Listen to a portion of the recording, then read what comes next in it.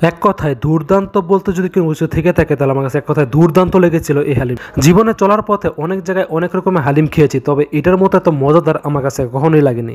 আপনারা যারা হালিম প্রেমী রয়েছেন তাদেরকে আমি এক কথায় রিকমেন্ড করতে চাই, আপনারা জীবনে ভুল করে হলো এখানে এসে একবার এই হালিমটি ট্রাই করে যেতে পারেন। আশা করি একটি টাকাও বিফলে যাবে না।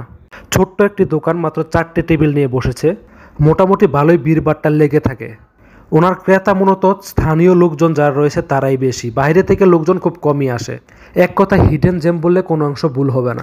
একটা বিষয় খুব ভালোভাবে লক্ষ্য করেছি, ইনডোরে যেরকম বিক্রি হয় তার ঠিক তেরকম পরিমাণে পার্সেল যেয়ে থাকে।